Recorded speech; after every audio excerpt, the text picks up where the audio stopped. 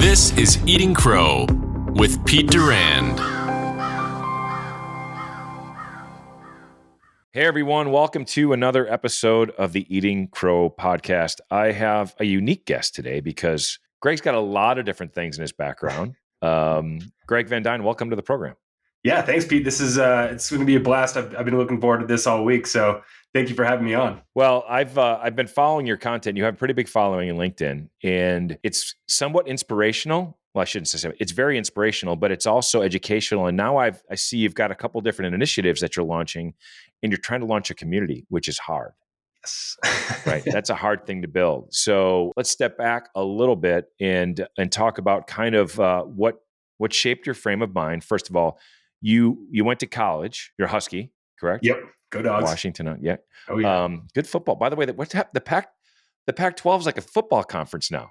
Oh, I know. In their final year, as like, come on. I know. What a way to go out. No sense. Well, Washington State wrecked my Badgers year to begin with, even though I didn't expect us to have a good year. So, so you went to college, and it looks like you joined the military as an officer after college. Yeah, I actually went the enlisted route. So I worked for a hospital.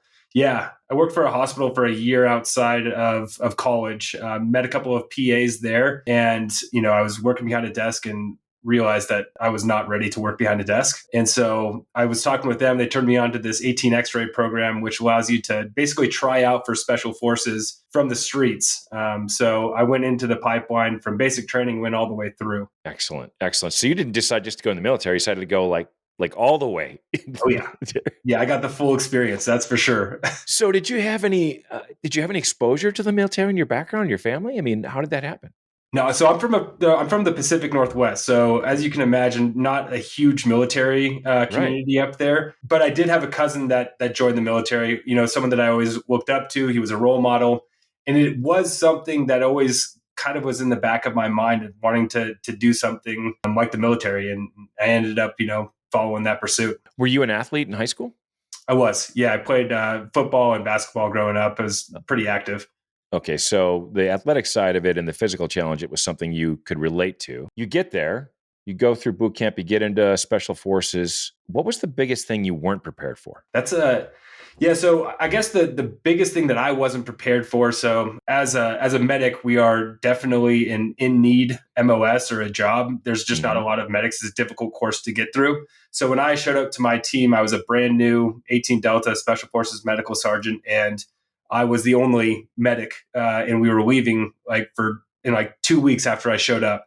Wow. So I was taking over the complete medical operation for a team that was going episodic all over Eastern Europe. And it was a large undertaking. And that was probably it was just a huge learning curve. So I got thrown right into the fire. That was probably what I was not prepared for. I can't even imagine. I read the book Deliberate Discomfort. I'm not sure if of course, Jason Van Camp and that crew.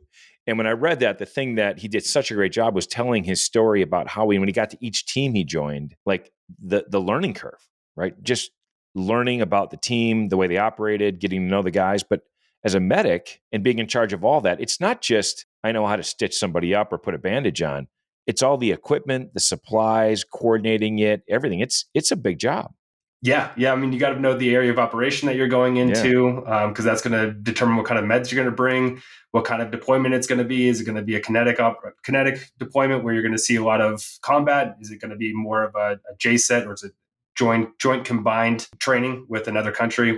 In which case it's more like musculoskeletal injuries that you're going to have to worry about. So there's a ton of different considerations, definitely, as there is with any other MOS. But I would say that, the medical side of it, there's a little bit more at risk if you get it wrong. Well, and I'd like to point out to people, you got a bachelor's degree in political science and philosophy. Yes. So you didn't have a medical background when you decided to do this. No, not at all. Yeah, I went completely fresh and only learned what I learned in the hospital, which was nothing hands-on, right? It was mostly just anatomy and physiology and some of the lingo. But yeah, it was, it's 15 months of intensive medical training that you go through, and you're fed by a fire hose for sure. You just gave me, I was going to say, it looks like about 15 months to 2 years. That's really fast. Yeah. Yep. Yeah, and they have you placing chest tubes on your rotations and stuff like that. You're sitting there with the PA residents and stuff like that, and competing for procedures when you're doing these hospital rotations. So it's pretty intense. And you stayed in for almost 10 years, 9 years, right? 9 years. Yep. Yeah. When I talk to a lot of military vets and I ask them what they miss, their first response usually is the team, the people. Yes. 100%. My brothers, right? Yeah. I mean, and you go downrange and you get in some shit around other folks. That's when you really, really start to understand the relationship these guys feel about each other. Right? Because you, and not only that, but you've got an interesting role. Like these guys would all die for each other, but they don't want to necessarily. Yeah. They're looking at you to go, hey, Greg, you got this? Right? Yeah. So let me ask you this: the physical side, obviously, you were ready for. When you spent 9 years in, I would think in the most intense situations anybody can get to in the military. Were there parts of you that were surprised at the mental side of it? I think that from a mental standpoint, I think that I was mostly surprised by how far I could push myself. That was sort of my takeaway from the military, my time actually spent in the military, and then the fallout from that, I guess, being, on the other side of getting out of the military and dealing with that whole transition out and realizing that you've just spent, 9 years in fight or flight mode and trying to reconcile that with everyday life when you go into the civilian world. So, there's two aspects of it, one good and then one not so good. But, there's a lot of help out there nowadays to make sure that we're getting our heads right. There's more. There certainly is more, and I think you have to be willing to raise your hand and say you need the help, which 100%. is a big challenge. You've hit it on the head. So I've worked with a lot of military vets, and it's been an honor. In fact, when I was running my first startup, I had a guy reach out, former West Point grad, Special Forces. He boxed at West Point, was a Golden Gloves champion. He was like Chris Evans in Captain America. That's what this guy looked like. When my wife and daughter met him, they're like, "Yikes!" But he had his shit so together. He's now, by the way, he's HRT now for FBI hostage rescue team. So nice. He got out and he just couldn't, he had to go back in and do it some more. But we'd have a bad day at work and I'd look at him and he's like, this isn't a bad day, people. Like, yeah, you guys have no idea what a bad day is. And that level set the team. And if you can tap into that, and I'm hoping that when he found this and you found this in your roles afterwards, that allows you to leverage some of the perspective you have that other people don't and apply it. I would hope that's the case. Yeah, that's one thing. I've had a couple of interviews since getting out, and I think they always ask, what's your number one strength? And my number one strength is I'll figure it out. Right. I think that I consider myself pretty much unflappable in the sense that, that like you're saying, like nothing rattles me. It is what it is, and you deal with it, right? And I think you definitely come out of that mentality from the military, just because it really, I mean, the things we're dealing with on a daily basis in civilian life is just, It doesn't compare. Until you become a parent. Yes. Yeah, that's true. It's a different type of downrange. Well, it's interesting. One of the things I so much admire about our military is, the people that are there wanted to be there, right? Yep. And I'm grateful. The whole country should be grateful that every once in a while we get someone like you who may not have understood how flappable you were. Earlier, you said you were surprised at how far you could push yourself mentally. Mm-hmm. I'm so happy that's what you decided to do, right? That's the secret is guys like you finding their way into that calling and then sticking around for 10 years. Yep. They spend a lot of time and money training you guys. They do. Right? A lot of time. Yeah. So I'm sure everyone listening, I have a lot of people that follow the program who have a mad respect for the military, and I'm sure they feel the same way I do about it. We're just grateful for your service. But when you left, you mentioned that even you had to kind of make this adjustment, right? You're at the peak of your physical and mental performance, and then you drop back in, and the biggest thing you're thinking about the next day is what to get at the grocery store, right? I mean, how did you personally make that transition? Yeah, not well. Really? Okay. Yeah. It was. So I mean, I think like outwardly, I think I had everything together. Right. I went right into a job. Worked as a sales rep for Baxter in their advanced surgical division. Was doing well there. I was getting my MBA at the same time, and I think I was just filling the void with things and trying to figure out, find some new purpose in being busy. And that ultimately came to a head about like a year and a half after my transition, where I started to have suicidal ideations and was really just in a bad way. Wow.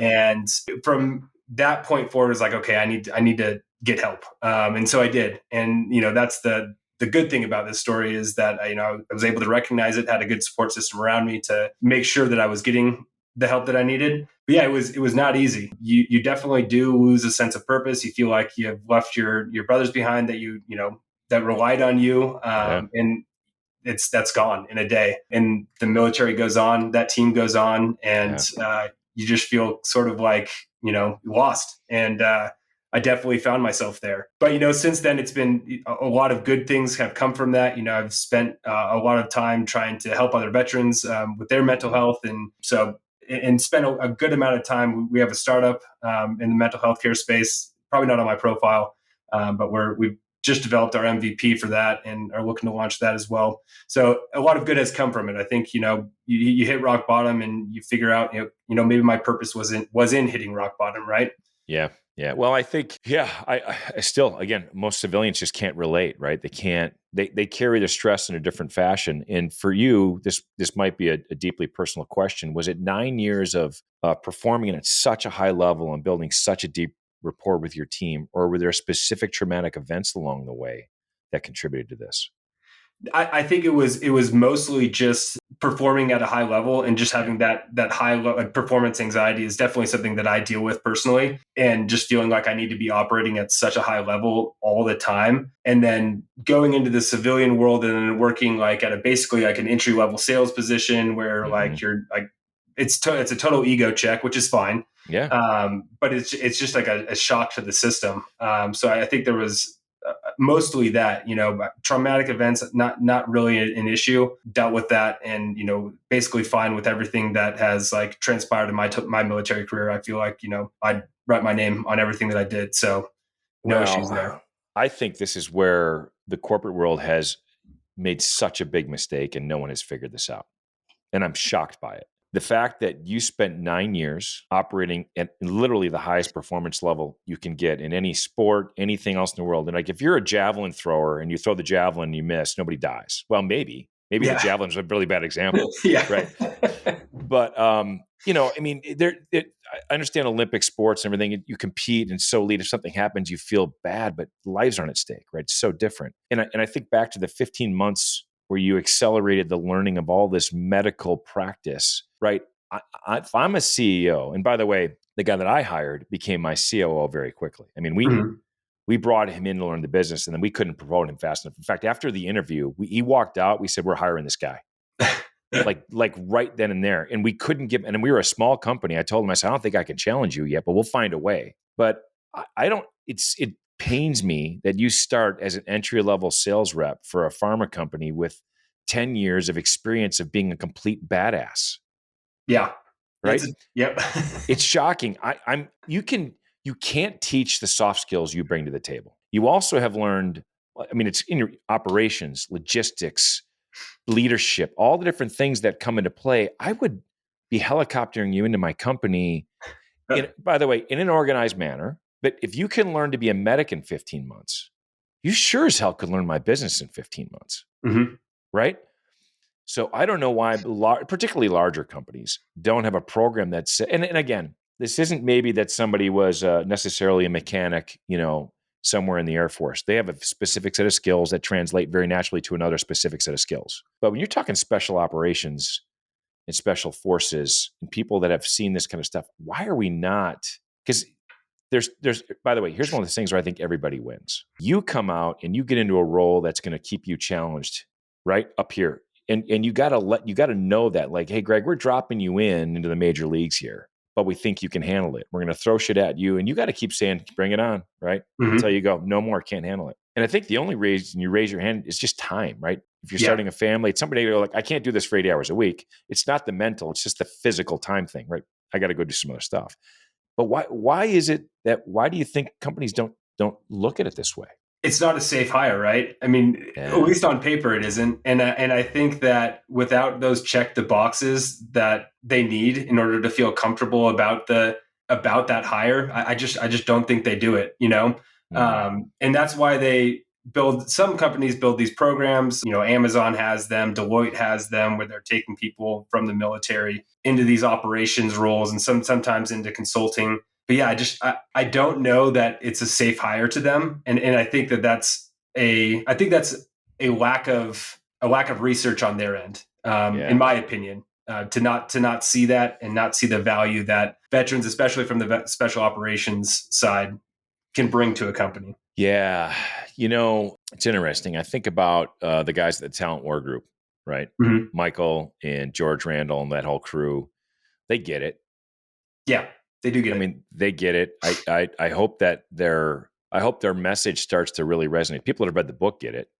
It's such a small group. All right, let's shift gears a little bit here. So you decide to go to UNC for grad school. What made you choose that school? I have to ask. So they had the #1 online program for an MBA. Okay. 2 kids at the time, wasn't really in that busy schedule with work, wasn't willing to do anything in person. So just found the program with the best reputation and went with them. There was also, networking opportunities and in-person stuff that UNC offered that a lot of other programs didn't. But that also was not realized because of COVID. And that's when I was in the program. So sure. Well, we're NC State fans. Okay. So there's so many other things I could say, but I'm just going to respect your choice. My wife is, so she's a Duke undergrad and a UNC law school grad. So she's sort of a traitor, but she's a Dookie through and through. So we got a good little rivalry going on over here. My son-in-law grew up as a UNC fan, mm-hmm. But he wanted to be an engineer. So Duke offered him a full scholarship to play soccer there. Mm-hmm. And I call him a sellout. I'm like, just somebody through a check to see you left your Legion.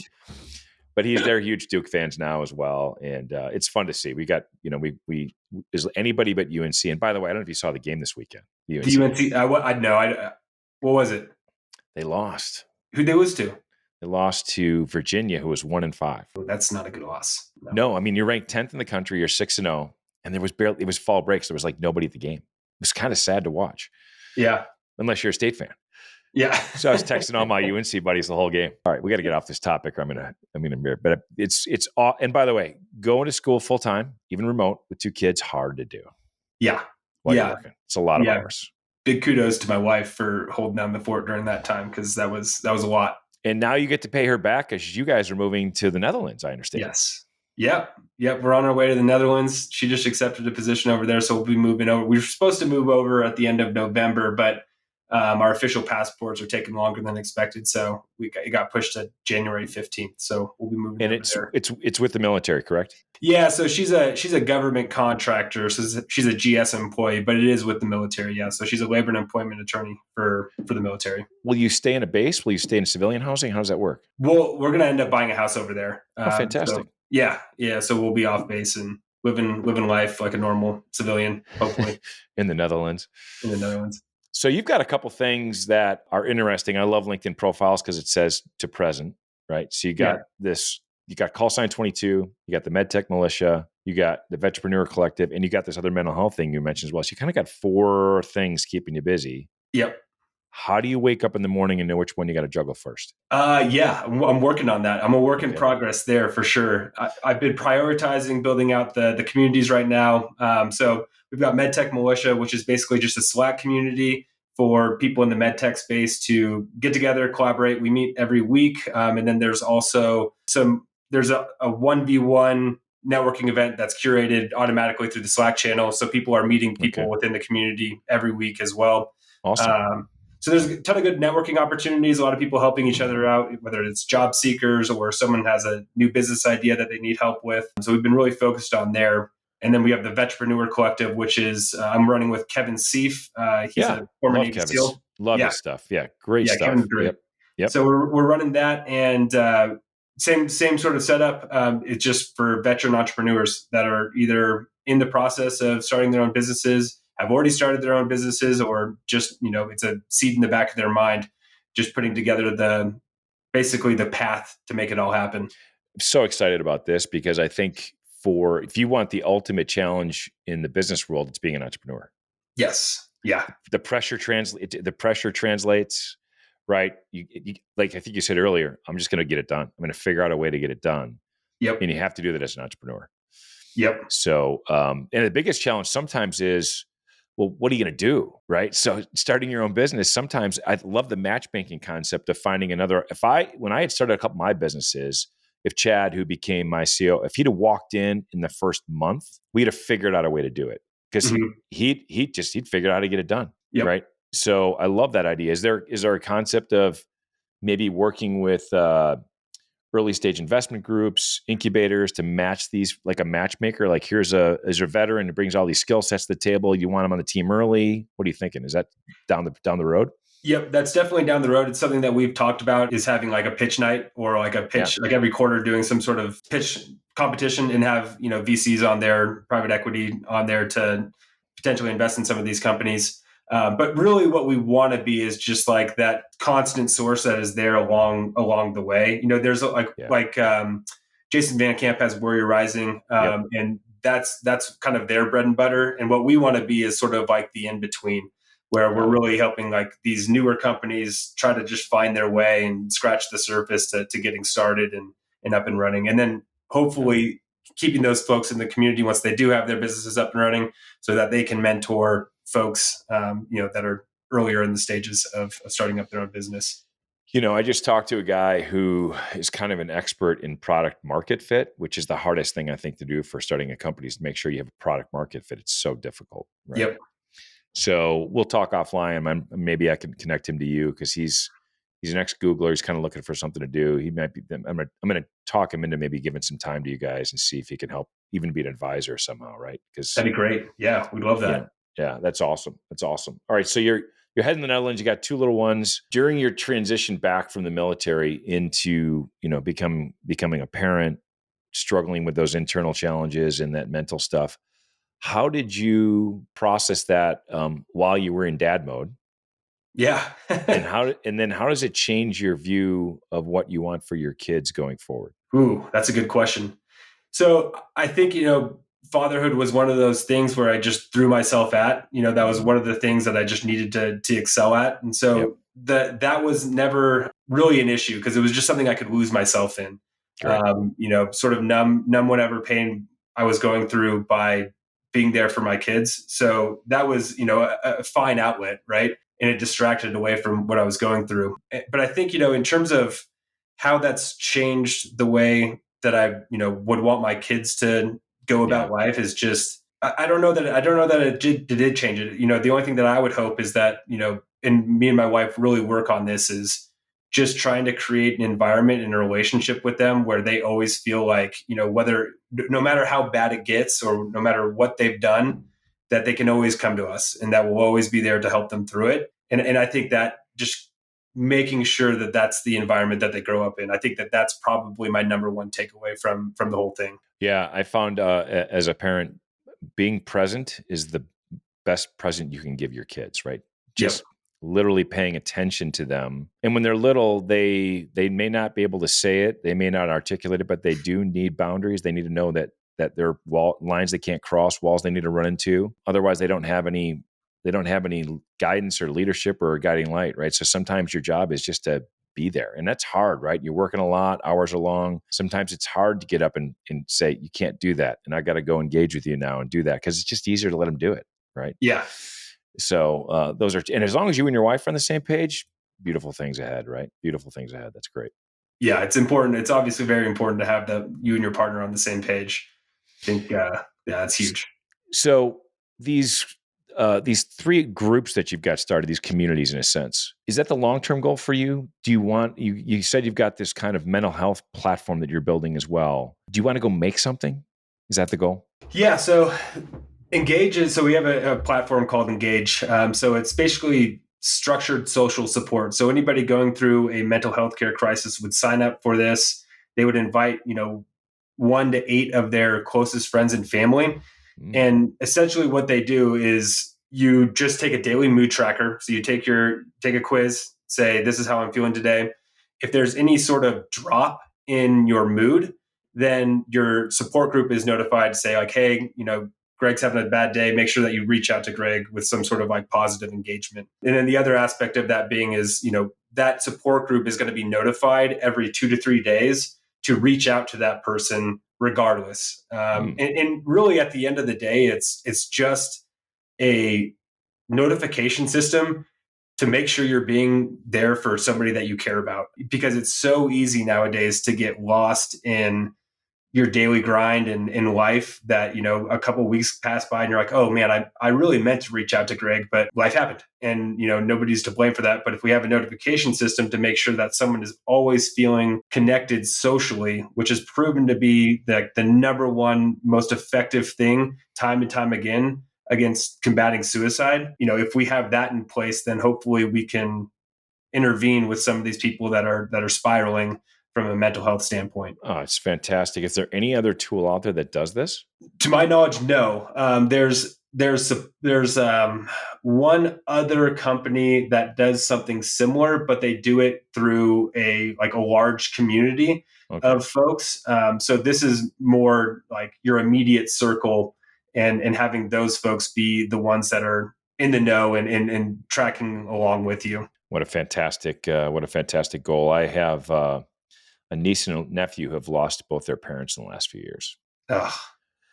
Yeah, it's one of the saddest stories. My brother-in-law, who's one of my closest friends, my wife's best friend, battled ALS for 9 years and died in 2016. Mm-hmm. Left behind his wife, 2 older sons from her previous marriage, but then a couple young kids. So this past summer, their mom was diagnosed with brain cancer and just passed away this past summer. So they're 20 and 17 and approaching their first holidays without a mom and dad. So the older brothers have stepped up. My wife obviously is returning, but when we call and talk to them, fortunately they've been open about, I'm having a tough time, but they don't want to share. The 20-year-old is at Alabama. He doesn't want to share this with his buddies. Yeah. Because that's heavy. You Yep. don't want, every time you walk in a room, you don't want to be that guy that brings that heavy load to the crew, right? So he's got to have someone to talk to, and it's a very, very difficult challenge. But I think what you guys are putting together has so much potential, Greg. It's got so much potential. Yeah, we're really excited about it, and the more we really built it out with the idea of targeting the military community, but I think over the last couple of months, we've sort of decided that we think that adolescents, high school age kids is probably a really good target audience for this. Oh, anybody dealing with these challenges is a fantastic. Anyone dealing with a mental health issue, this could be a benefit, because the people they're likely to open up with most are their closest people who may not be aware that they're having a bad day. Mm-hmm. Right. So adherence will be interesting to see if the people actually fill it out and go, I'm having a good day, bad day, whatever. Yeah. But at least if they're not, then somebody's going to ping them and say, hey, you didn't fill it out. How are you doing today? Yeah, exactly. Right? That's such a great idea, Greg. It's awesome. Yeah, that's one of the adherence is definitely one of the things that we'll be most interested to. There's a weekly quiz that's 10 questions long, and then there's a daily quiz that's just 2 questions. So we try to make it as easy as possible. But I think doing some gamification like a Duolingo does will be huge for hopefully driving engagement on the app. I had an app in my company we called 2 Choices, and we asked people 2 questions every day. Did you exercise today, and did you eat well today? And they could rate their answer. And then I said, look, if you just do this 80% of the time, you just look over the back 80% of the time. And the way we got people to do it is we pushed either a quiz or a piece of trivia or something helpful to them every day in the subject line. Ooh, I like that. So take that and run with it if you can. So if you want to say, hey, did you know that blah, blah, blah, something, and you can build that database pretty quickly, right? Of tidbits, mental health tips, exercise, nutrition, something that helps get them excited. They could follow their favorite, something that says every day that doesn't come across as like, hey, fill this out. It's like, oh, I learned something. So there's happy to talk offline about that. But I was thinking about what would drive adherence if something pushed into my phone every day and said, oh, hey, did you know this? It'd be great. Yeah, so we actually do have ecological momentary interventions is what we call them. So those will be sent out as a text message every single day, which is basically just a positive affirmation. Perfect. So that will hopefully be one of the things that clues them in. Okay, I need to go take my quiz. What did you call them? Ecological what? Ecological momentary interventions. It's it's like the mental health nerd talk for positive affirmations. I was like, I couldn't even write that down fast enough. I like that. It's a way better term. All right. So once you get this thing going, how do you keep the Vetrepreneur, MedTech, and call sign going? Do you have people that are going to help you with that? Yeah. That's one of the nice things about so I'm partnered with Kevin Sieve. So Kevin's great. We've got everything kind of partitioned out in terms of workload, and then in terms of the MedTech militia community, We're also an executive search firm. So that's what we run in the background. So that's another aspect of what we provide. So we have a couple of people that we're bringing on as directors of business development. And then we have folks within the community that are actually working for us as well. So it's eventually going to become its own like self-running machine is the hope. So we'll see. Well, that's when I first started noticing your content, because early on, it was very heavily focused on talent and recruiting. And so those are the messages that landed with me really well. Well, Greg, it's been an honor having you in the program. I love it when I have a guest on and I'm actually pleasantly surprised. Well, that's great. I'm glad. Not that my expectations were low, but this was even more joyful than I thought it would be. So wish you and your family the best holidays you have here in the States, and safe travels out to the Netherlands. And we'll be following you next year to see how that all goes. All right. Thank you, Pete. Yeah, this was a blast. Had no expectations going into it, but this blew me away. So I had a really good time. Well, I appreciate it. We set the bar appropriately low on both sides then. All right, buddy. Well, I'm going to try to get Keith on actually as well too. We'll see if we can get. Kevin. I'm going to try to reach out to Kevin and get him engaged in the program too. So, all right, Greg. Thanks. I'll put how to get a hold of Greg in the show notes. And everyone, thanks for tuning in to another episode of the Eating Crow Podcast. Thanks for checking out Eating Crow. Like and subscribe so you never miss a video.